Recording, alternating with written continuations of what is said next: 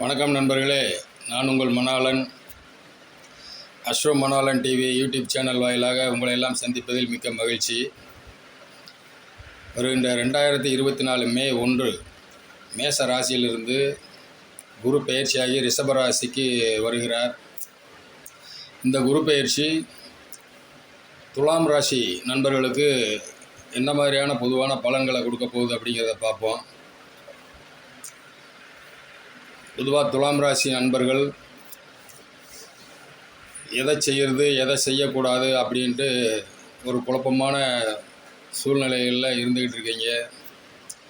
எப்படித்தான் நீங்கள் ஒதுங்கி போனாலும் உங்களுக்கு ஒரு கெட்ட பேர் வருவதற்கான சூழ்நிலையெல்லாம் இப்போதைக்கு இருக்குது. குழந்தைகளை நினச்சி, பெற்ற பிள்ளைகளை நினச்சி நீங்கள் வருத்தப்படுவதற்கான சூழ்நிலையெல்லாம் இப்போ நடந்துக்கிட்டு இருக்குது. குழந்தைகளுக்காக ஒரு மருத்துவ செலவு, கல்வி செலவுகள், இப்படி குழந்தைகளுடைய தீய பழக்க வழக்கங்கள், இப்படியெல்லாம் எதையாவது ஒன்று நினச்சி குழந்தைகள் விஷயமாக நீங்கள் இப்போ வருத்தப்பட்டுக்கிட்டு இருக்கக்கூடிய காலகட்டத்தில் இருக்கிறீங்க. இந்த மாதிரியான சூழ்நிலையில் குரு பெயர்ச்சி உங்களுடைய அஷ்டமஸ்தானத்துக்கு 8வது இடத்துக்கு குரு பயிற்சி ஆகிறார். அதனால் கொஞ்சம் பொருள் நஷ்டம், பொருள் இழப்பீடு, புகழ் இழப்பீடு அப்படின்னு சொல்லுவாங்க. அதெல்லாம் கொஞ்சம் வருவதற்கான சூழ்நிலையெல்லாம் இருக்குது மே 1 2024 பின்னால்.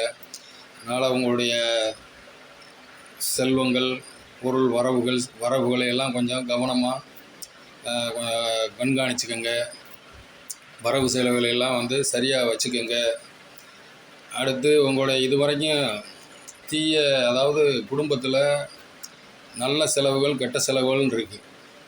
இதுவரைக்கும் யாராவது மது சூது இப்படி ஏதாவது தீய பழக்க வழக்கங்கள்னாலேயோ மற்ற விரைய செலவுகள்னாலேயோ உங்களுடைய செல்வத்தை, உங்களுடைய பணத்தை, நீங்கள் சேர்த்து வச்ச பொருள்களை எல்லாம் விரயம் பண்ணிக்கிட்டு இருந்திருந்தீங்க அப்படின்னு சொன்னால், இந்த மே 1 2024 பின்னால் அவையெல்லாம் ஒரு நல்ல செலவுகளுக்காக செலவு செய்யக்கூடிய காலகட்டங்கள்லாம் வருது.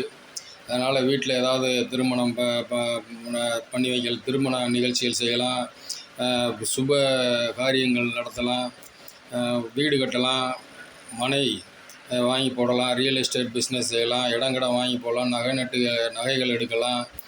இன்னும் எத்தனையோ ஒரு நல்ல செலவுகளை நீங்கள் வீட்டில் செலவு பண்ணக்கூடிய சூழ்நிலையெல்லாம் உருவாக போகுது. அதனால் நீங்கள் இது வரைக்கும் அந்த விரைய செலவுகள், வீணான செலவுகள், யாருக்குமே குடும்பத்துக்கு யாருக்குமே பயனில்லாத செலவுகளை இது வரைக்கும் நீங்கள் செலவு செஞ்சுக்கிட்டு இருந்தாலும் இனி அந்த செலவுகளாம் நல்ல செலவுகளாக மாறுவதற்கான வாய்ப்புகளை கொடுக்கும். அதே மாதிரி உங்களுடைய படிப்பு, கல்வி இவைகளெல்லாம் தடைகள் இருந்தாலும் அவைகள்லாம் விலகி நல்ல படிக்கக்கூடிய சூழ்நிலைகள்லாம் உருவாகும். இப்போ வெளிநாட்டுக்கு போகிறதுக்கான வாய்ப்புகள் உருவாகக்கூடிய சூழ்நிலைகள்லாம் இருக்குது. அதனால் நீங்கள் உங்களுடைய கை கால் சுகம், உடம்பு சுகம் எல்லாமே நல்ல நிலைமைக்கு வரக்கூடிய வாய்ப்புகள்லாம் இருக்குது. அதனால் நீங்கள் அதாவது பிற இனத்தை சேர்ந்தவர்களோ பிற மதத்தை சார்ந்தவர்களாலோ நீங்கள் உங்களுக்கு உதவிகள்லாம் நிறைய கிடைக்கிறதுக்கான வாய்ப்புகள் இருக்குது. வெளிநாடுகளுக்கு செல்லக்கூடிய வாய்ப்புகள்லாம் இருக்குது. அதனால் நீங்கள் இந்த மனசில் நீங்கள் தேவையில்லாத குழப்பங்களை எல்லாம் கொஞ்சம் விட்டுருங்க. ஏன்னா அந்த குழப்பங்கள் உங்களுடைய நல்ல செயல்பாடுகளை வீணாக தடை பண்ணும். அதனால் அந்த தீய எண்ணங்கள், தீய பழக்க வழக்கங்கள், ஒரு குழப்பமான சூழ்நிலை இதெல்லாம் இருந்துச்சுன்னு சொன்னால் அதையெல்லாம் கொஞ்சம் விட்டு விடுவதற்கான முயற்சியில் நீங்கள் ஈடுபடுங்க. அதனால் நீங்கள் கொஞ்சம் ஒதுங்கியே வாழ பழகிக்கங்க. நீங்கள் எப்படி தான் ஒதுங்கினாலும் உங்களுக்குன்னு ஏதாவது ஒரு அபவாதம், அதாவது கெட்ட பேர் ஏதாவது ஏற்படுவதற்கான சூழ்நிலைகள் இருக்குது. அதனால் கொஞ்சம் ஜாக்கிரதையாக நீங்களுடைய வாழ்க்கை முறைகளை வாழ்வதற்கான சூழ்நிலைகளை ஏற்படுத்திக்கங்க. மேலும் இந்த குரு பயிற்சி 8வது இடத்துல வருவது சரியில்லாத ஒரு சூழ்நிலை தான். பிள்ளைகள் உங்களுடைய புத்தி மந்தமாகலாம், ஞாபக மறதி அதிகமாகலாம், ஒரு குழப்பமாக சூழ்நிலைகள் மனசு இருக்கலாம், கவலைகள் அடிக்கடி தேவையில்லாத குழப்பங்கள், கவலைகள் மனசில் தேங்கும். உடல் ஆரோக்கியம் கெடும், மனம் சரியில்லாமல் போகும், சுமை ஏதோ ஒரு மனபாரம் வந்து உங்களை அழுத்திக்கிட்டே இருக்கும். எதையோ ஒன்றை நினச்சிக்கிட்டு ஏதாவது ஒன்றை நினைத்து கொண்டு சித்தப்புறமா பிடிச்ச மாதிரி நீங்கள் ஏதாவது ஒன்றை நினச்சிக்கிட்டு ஏதோ ஒரு ஆழ்ந்த சிந்தனையிலே இருப்பீங்க. அதனால் அந்த சூழ்நிலையெல்லாம் மாறி கொஞ்சம் குழந்தைகளும் வெளியூர் வெளிநாடும் போகக்கூடிய வாய்ப்புகள் இருக்குது. இல்லைன்னா அவங்க வந்து உங்களுடைய பேச்சுக்களை வந்து உங்களுடைய பிள்ளைகள் வந்து கேட்கக்கூடாத சூழ்நிலைகள்லாம் கேட்க முடியாத சூழ்நிலைகள் உருவாகிறதுக்கான வாய்ப்புகள் இருக்குது. அதனால் நீங்கள் உங்களுடைய குழந்தைகள்கிட்ட பிள்ளைகள்கிட்ட உங்களுடைய புத்திரர்கள்கிட்ட நீங்கள் கொஞ்சம் பேச்சுக்களை குறைச்சிக்கிறது நல்லது. எது செய்வதாக இருந்தாலும் உங்களை வீட்டில் இருக்கிற மற்ற மனைவியோ கணவனோ இல்லை குழந்தைகளோ இல்லை வேறு வீட்டில் பெரியவங்களோ அவங்க மூலமாக நீங்கள் எந்த செயல்பாடுகளையும் அவங்க மூலமாக அடுத்த ஓராண்டுக்கு நீங்கள் அவர்கள் மூலமாக வந்து எந்த செயலையும் செய்து கொள்வதற்கான சூழ்நிலையை உருவாக்கிக்கங்க.